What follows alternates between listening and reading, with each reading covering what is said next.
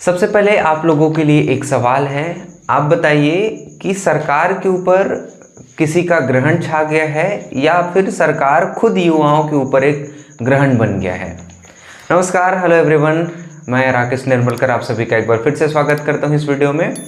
इस वीडियो में हम बात करेंगे व्यापम से रुकी हुई भर्तियों के बारे में, व्यापम से रुकी हुई मॉडल आंसर के बारे में, व्यापम के द्वारा रुकी हुई नियुक्ति जिसमें रोक लग गई है, इन सभी विषयों पर हम बात करेंगे विस्तार से। तो वीडियो शुरू करते हैं। चलिए, आज का जो न्यूज़ है दैनिक भास्कर में वो आप लोगों ने देखा होगा। भर भर के सरकार पर टिप्पणियां हो रही है, उस पर तंज कसी जा रही है, चाहे वो न्यूज़पेपर के माध्यम से हो, चाहे पूर्व मुख्यमंत्री भूपेश बघेल के द्वारा हो। मैं आप लोगों को न्यूज़पेपर का कुछ कटआउट दिखाता हूँ। स्क्रीन पर आप देखिए, राज्य पात्रता परीक्षा जुलाई में हुई, परीक्षा 4 महीने बाद भी जारी नहीं हुआ रिजल्ट। ये सेट की बात हो रही है। 21 जुलाई को सेट का एग्जाम हुआ था जिसका रिजल्ट अभी तक नहीं आया है, जबकि 21 अगस्त को नेट का एग्जाम हुआ था, नेशनल एग्जामिनेशन टेस्ट का। 2 महीने में ही उसका रिजल्ट आ गया था।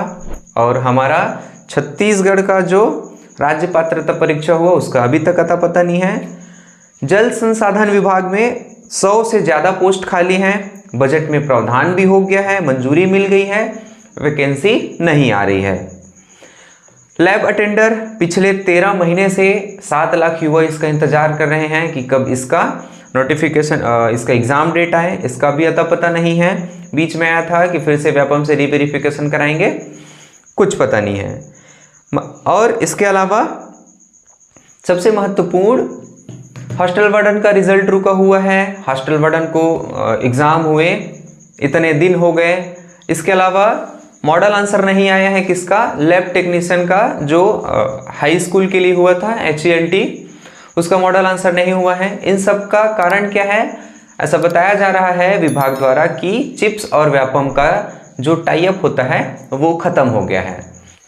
लेकिन यही मुद्दा अगर राजनीति से जुड़ा होता, किसी विधायक का अगर भत्ता बढ़ाना हो या फिर उनका TADA बढ़ाना हो, तो उसमें तो टाई अप की जरूरत नहीं पड़ती, तुरंत रातों रात डबल हो जाता है उनका जो यातायात के लिए मिलने वाला जो चार्ज है, उसमें कोई दिक्कत नहीं होता। अभी जो सरकारी कर्मचारी है उनका TADA बढ़ रहा है 3%, 4%, इसके लिए भी कोई इशू नहीं है। लेकिन नौकरी देने के लिए, युवाओं को रोजगार अगर देना है, तो इसके लिए टाई अप खत्म हो गया है।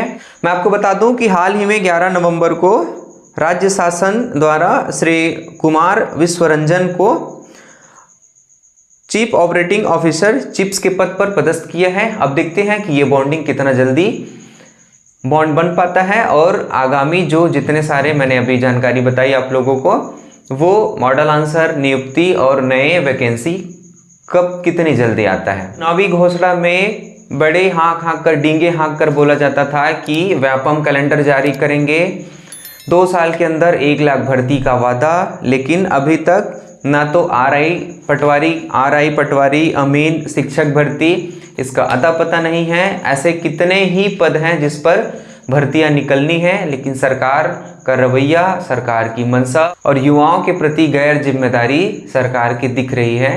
तो आप इसमें क्या सोच रहे हैं? आप अपनी राय जरूर देंगे। इसके अलावा एक महत्वपूर्ण आप लोगों को जानकारी देना चाहता हूं कि दैनिक भास्कर में ही आज का जो न्यूज़ है इसमें है, मंत्रालय में नौकरी लगाने के नाम पर 4.5 लाख की ठगी हुई, आरोपी गिरफ्तार। तो अगर आप लोगों को कुछ ऐसा कोई बोले कि पैसे से हम आपको नौकरी दिलवा देंगे, आप हमें पैसे दे दीजिए, तो इस झांसे पर बिल्कुल ना आइएगा। नौकरी निकलती है तो मेहनत से आप लोग उस पद पर बैठिए, उस पर गौरवान्वित होइए। इस तरह से पैसे देकर ठगने वाले बहुत लोग हैं, तो इस प्रकार के ठगी से आप बचे रहिएगा। वीडियो आप देख रहे हैं इसके लिए बहुत बहुत धन्यवाद। Keep supporting, keep smiling.